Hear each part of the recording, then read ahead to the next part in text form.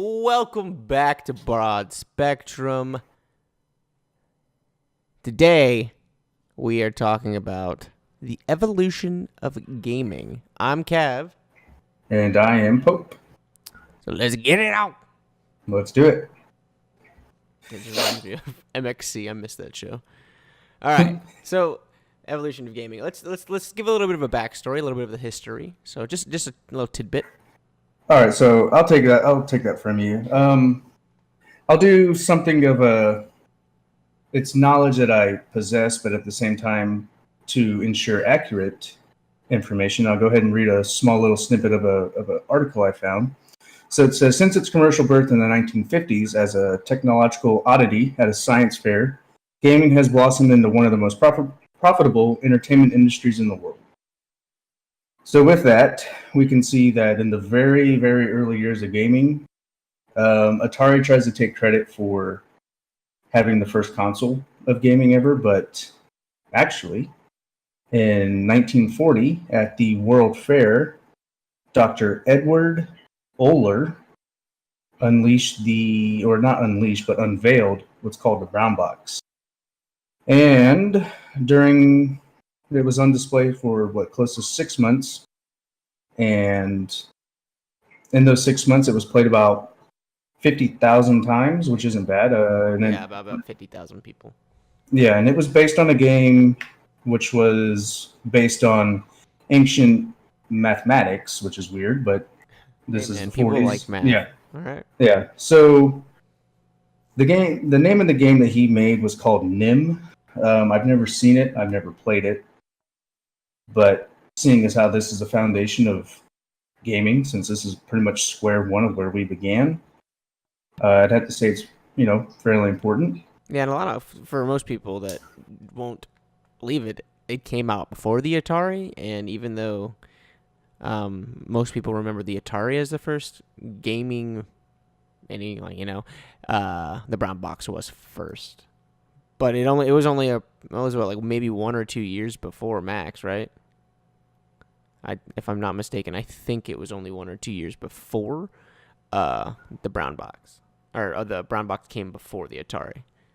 Yeah. So here, actually, let's go back a little bit here, because the first one in 1940 that I look at it didn't have a name. The name of a console didn't come out close to another 30 years afterwards, which was in 1967, and that is when the brown box was dropped. Okay, so yeah, and then the Atari, and that was Ralph Baer, and that was the prototype that he named, and he called it the brown box, and that was in 1967. Okay, so and if you want a small little background of the brown box was a vacuum tube circuit that could be connected to a television set and allowed two users to control cubes that chased each other on the screen. The brown box could be programmed to play a variety of games, including ping pong, checkers, and 4 sports games. So you can see how, just in 1967, the simplicity. Yeah, it's pretty seems elaborate for how simplistic. Yeah, exactly. Was. Like you think of what we have now, and you have as much as, if you were to play Battlefield 4, you can have as many as 64 players on one server, playing each other. And you look at this, and this is 2 people who were literally just squares on a screen chasing each other around. So, just the evolution of gaming, just off of that sentence alone, is just astronomical in my opinion. I do know that when I was reading this article, the creator, Baer, he made a statement, and he said, the minute we played ping pong, we knew we had a product. Which anyone who can play an old classic game, you have Contra, you have all these older games where I call them linear, to where you're pretty much just running across a linear surface, so you're just running straight across the screen. And having this linear setup of a game, and having you and your opponent sitting on each other side of each other, you can simply see that something as easy as bouncing a ball back and forth to each other on the screen. Yeah, but then that's what became super competitive too. Like, Exactly. so Yeah, exactly. that's Like, what like that. I think that's what helped gaming grow is people wanted to be better than one another. That's how it always. That's how I mean. That's how a exactly. lot of life usually is. It's like you want to challenge other people. You want to be better than other people. So like something as simple, not even simple, but checkers. Checkers can be competitive, but checkers is a it's a more of a strategy game. So you gotta think of a strategy. But when you go with something as ping pong that looks on a screen as maybe what we play as air hockey today, like of how you try to ricochet it off of different walls and stuff like that. Yeah, yeah, yeah. So You Pong. got to think it. Yeah, you got to think of that as like a digital thing, and just think of how sweaty people get playing I'm sorry, air hockey. I mean, I know for myself, I can half the time I can barely keep the puck on the table, and I think it's just a good old fashioned like, oh, we're just gonna chill and play, but it never it just turns it, into it's a super like it's just such a simple concept, but it's just so competitive. And yeah. seeing as how something is chasing a dot around the screen with a not letting it go to the Opponents are your own goal, trying to get into someone yeah, else's. exactly. So I mean that's just one cool way to look at it. So since we sort of, I mean, that's like the beginning of gaming, and then obviously we go to like the Atari, and then we move on, and then there's the gaming crash in '83. Yeah, so essentially what the crash of 83, like what led up to it was gaming consoles in a way gave people the reins in creating their own games. And when that happened, people started creating massive amounts of games that were undesirable. So with such a massive amount of undesirable games and the amount of consoles that were, in production and stuff, like when people stopped playing them, obviously it caused the as they call it in the article, the great crash. Add the quotations in for effect there, but that's what they referred to the great crash of gaming in 1983. So And then it and picked back up in, I don't remember. believe it was when they unveiled the fourth gen 16-bit consoles, which was in like 1993. Okay, yeah, And in 1993, kind of produced well. What it did produce was Doom, and Doom was unlike any game that has been out so far because Doom follows as they call it, a deathmatch genre, yeah. to where you know you're just all you see on your screen pretty much is a gun, and you just run around, and the objective of the game is to pretty much kill or be killed. So it was just a completely different breakthrough of gaming, and it kind of it repaved the way of what gaming was going to be. And then we move into what is pretty much going to be how we found, learned, began our gaming experience. Yeah. So I know for me personally, like we were chatting about before this, um, Ryan and I used to live in an apartment complex together when we were young, like young kids. And while we lived there, we had some friends of the family who had their apartment flood out. I think it was a washing machine, whatever it was. But their apartment flooded out, and they had a Super Nintendo. And with that Super Nintendo, it had water damage, and they saw it as a loss, excuse me. And I remember my dad and I taking on the task of, disassembling it and drying out all the pieces and trying to get it to work again for us. And once we did that, that was my first look ever at any kind of a gaming console. And you think of Super Nintendo, you think of the Mario Brothers, you think of just all the classic Nintendo games, and that is pretty much what um, I played for. I mean, I played Nintendo for a long time, essentially because my dad believed in video games killed brain cells, and Yeah. Holy crap. and you needed to be outside playing, and it was just that stigma that was just And you know it's around video gaming at the time. so we'll jump back real quick, but that's actually something that I hear still to this day, like 15, 20, however many years later since I've started gaming, that gaming kills your brain cells. That gaming has no positive effects for you. Just I don't know. I still hear it. That's the funny part. Yeah. But we'll go back. That was our both of our first experience. I don't remember too much about it. But obviously it had somewhat of an impact, seeing as not too much longer after that I was playing any video game I could get my hands on. Yeah, pretty much. Yeah, and pretty much after Nintendo for me, I still remember the Christmas that I unwrapped my PlayStation 1. And if I remember correctly, the first game that I had for PlayStation 1 was, well, because as much as my dad said that he hated video games, he had a passion for Crash Bandicoot and Ooh. Spyro.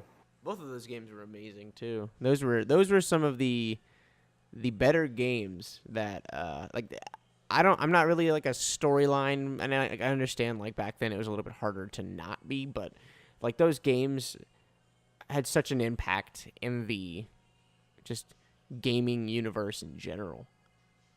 Yeah, especially Spyro, because if you look at Spyro, Spyro is one of the first. No, that's not true. If you think of, let's say, think back to Nintendo 64. Mm-hmm. Oh, Anyone, yep. yeah, anyone in our age range can remember an N64. You had the classics, you had the James Bond games and stuff like that. But GoldenEye. if you can remember Banjo Kazooie I played that game. and the concept of Banjo Kazooie, where you weren't just on a linear plane walking across the screen, to where you could explore an area, like you could see something 50 feet away from you and you could walk to it. Yeah. Pretty much what Spyro was. It was that, but it was that on an upgraded scale. So as bad as we think PS1 graphics may look now, you got to think of back then. Of Oh, they were amazing. Are you kidding me? that's what I'm saying. You see it, you're like, wow, look at the graphics on this. So I don't know. I thoroughly enjoyed playing Spyro, Crash Bandicoot, CTR. I remember actually back then, Blockbuster was a thing, and every time I'd go and visit my grandparents, because I had we had the PlayStation 1 over there, we'd always rent a movie, and they'd always give me the option to rent a game, so I could like play a game for the weekend, and then we take it back. And I don't. I actually remember renting CTR at least once every few months, just because I loved Crash Team Racing. yeah, And I Crash don't, Team Racing was a pretty much, for people who may not know what CTR is. CTR is Crash Bandicoot's version of Mario Kart. and not to say that Mario Kart was horrible, but CTR is probably the best racing game I have ever played for me. Cause Yeah, I mean, I grew up playing. When people say they grew up playing Mario Kart, I grew up playing CTR. So I actually found when I was moving like a couple months ago. I actually found my like copy of CTR. Like I don't remember when I bought it, but I still have a copy of CTR for PlayStation 1. I can't play it. I don't have one. I just have that copy of the game. That's how much I like loved that game. I still have it. And it's not in its original case, unfortunately, but I still have it. That's what matters yeah, to me. yeah. And then I kind of want to go back one more time. Okay, I go ahead. got Go ahead. two more references. So you got to think of also around this time of 16-bit systems, like for consoles. Oh yeah. You also, and all during the same time, you had the handheld, like Game Boys, Game Boy Advance, Oh, miss those. stuff like that. So I can clearly remember playing. Which was the first one I got? I believe the first Pokemon I got was Pokemon Red. Yeah, and I had yellow. Yeah, I'd eventually got Yellow as well, which was the one where Pikachu followed you around at all Yeah. times. Yeah, see, I think you had yours way before me, and then we ended up getting yellow at the same time, pretty much. Yeah, pretty much, yeah. And pretty much where I'm going with this is, so we had that, and you had your Game Boys, and those were amazing. I mean, it was gaming on the go, Oh, for which, sure. And Pokemon was pretty much one of the best. It's in my opinion, it's the best handheld game. oh, I would absolutely agree. And what I remember was going to your house when I was a kid, or when we were both kids, but you had Pokemon Stadium and you had Pokemon Snap. Yes, holy hell, yes. Pokemon Snap it was a bit different. I think it was a little bit out of our, even though they say it's for kids, I think it was a little out of Yeah, it was a little our strange. it was a little strange for children because you don't think of going on a safari and Taking taking these, pictures. yeah, and taking pictures. So you think of like Pokemon Stadium, and you could pick your lineup of what Pokemon you wanted, and then it was the video game from the Game Boy on Oh a yeah, console, and you got to think of the color that it had to it, because you got to think the first Game Boy that I had, it wasn't even color. Yeah. You had you had the brick, Yeah, see, like I had the giant the gray brick. gray, the giant gray brick with the purple button. So Yep. My first one was the Atomic Purple. I remember that.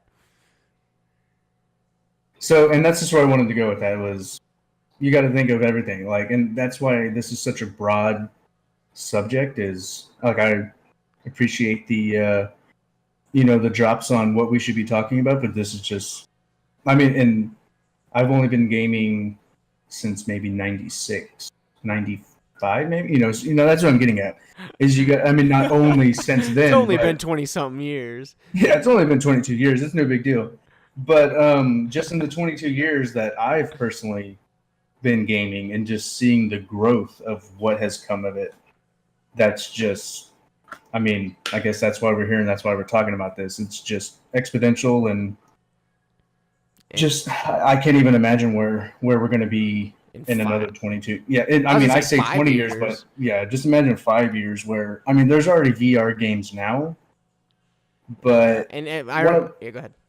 I'm just saying, like, one of my favorite movies today, people who were close to us called them cheesy and tacky, but Ready Player One Yes.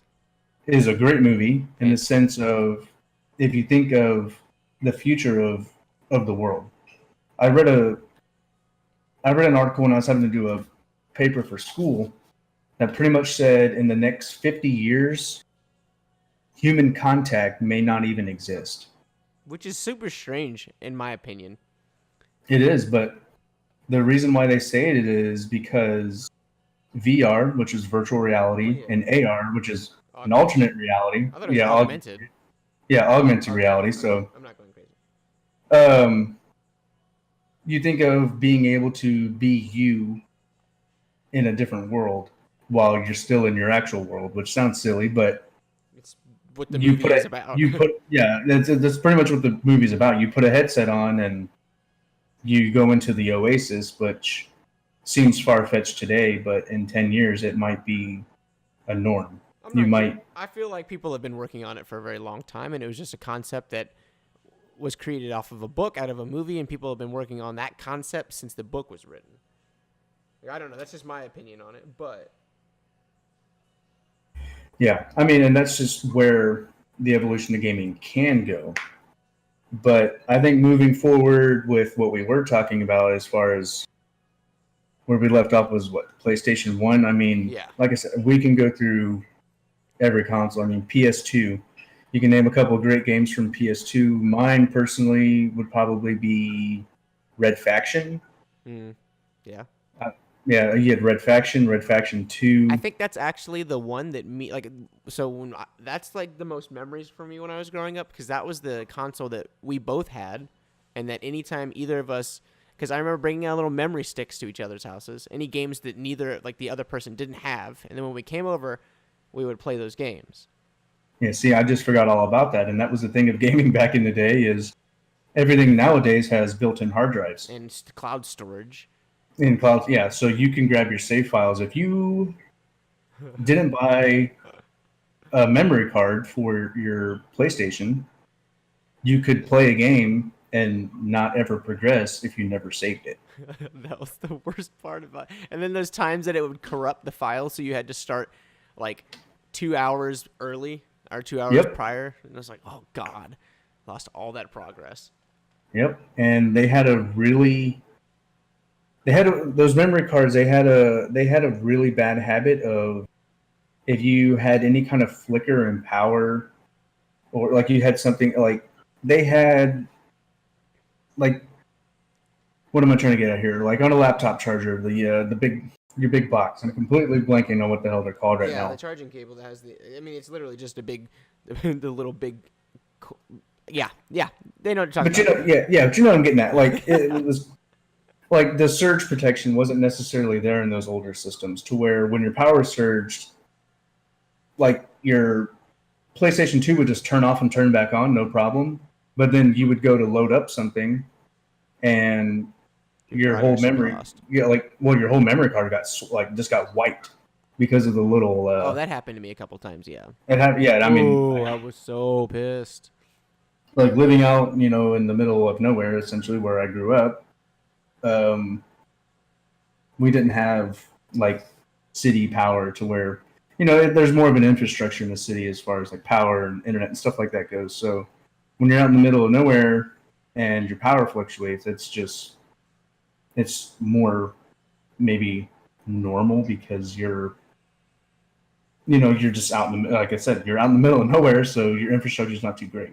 So you have something 20 miles away that blows, and you don't have power for 3 days because of some jackass down the road who did something. So Yeah. And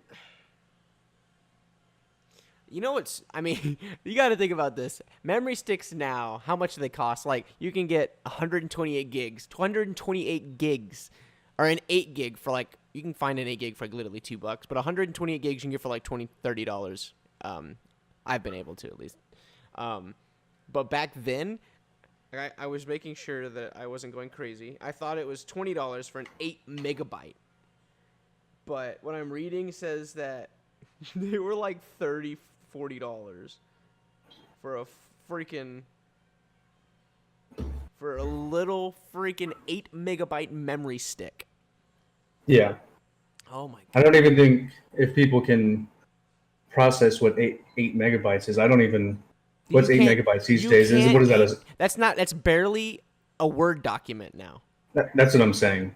Like a 2-page Word document is, okay, maybe not, but like, I don't know, but like it's not big. Like I don't think you can even do a PowerPoint that small unless you literally don't add anything good to it. So let me see here. It's like a really crappy PowerPoint, to say the least. Yeah, so pretty much I have a PowerPoint here for a class that I'm doing, and it's just one slide. And that one slide is 2,600 kilobytes. Which is 2.6 megabytes, right? I do Because believe kilobytes turns into megabytes, so. megabytes into gigabytes into terabytes into, I forgot what's above terabytes. But it's all right. What? Yeah, that's We haven't gotten there yet, so don't worry. what is it? A tetrabyte or something like that? Yeah. Is Tetra above? Whatever. Anyway, so it was just, gaming was always, has and always has, it's an addiction that's expensive. But I don't know. When I look at things, it's like, smoking costs so much. Gaming is expensive too. Like, I don't know. People were trying to compare smoking to gaming as an addiction. Like, yeah, you can spend a lot of time gaming, but at the same time, you don't. I want to say you don't spend as much money, but it depends on the person. So it's not really fair. Moving on, the consoles after PS2. So there's an Xbox 360 as well. The Xbox 360 came out. Because what did the Xbox come out whenever the PS2 came out, right? Is that I sound believe about right? Because then the first original Xbox came out. in I between, think it was like 2002, Yeah, 2003, maybe. it was in Like somewhere. between, I know so- I was in.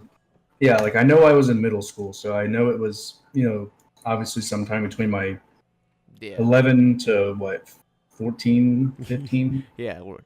Stop. We're getting old. I know.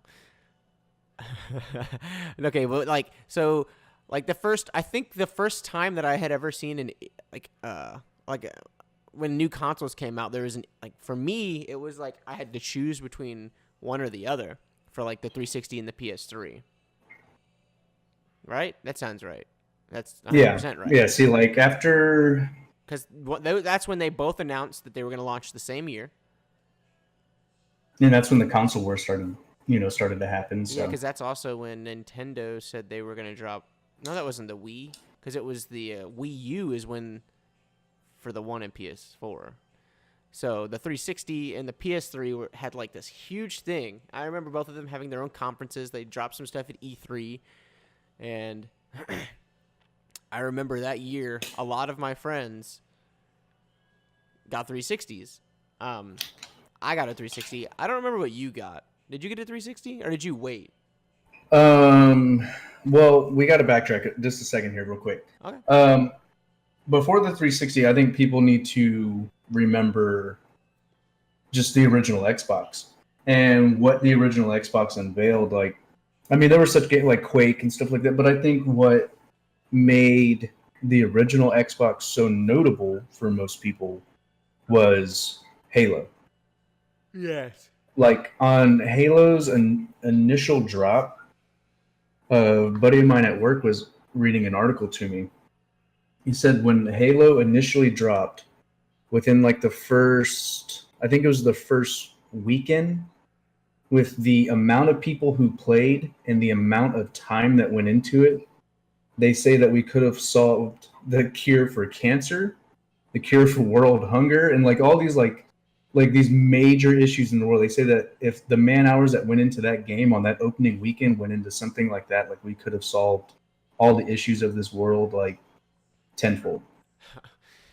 Which is That's if you if you just think of the amount of people and man hours that went into that first weekend of Halo, and then I mean, that's that to me, because I was, if you want to, I mean, I can, in nowadays terms, I'm a casual gamer.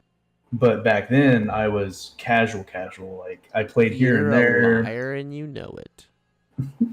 I mean, I didn't play too, like, I mean, I played a lot of game, but I don't play them like how some kids play them these days. Like, it was still, Oh yeah, I mean, like I got being outside and stuff like that. But with PS2, like I know I had a friend growing up, and he had a PS2, and I would always like that was before I had my PS2, so I was still rocking a PS1, and I would go over to his house, and that's where I learned of like Red Faction and stuff like that. Oh So, yeah.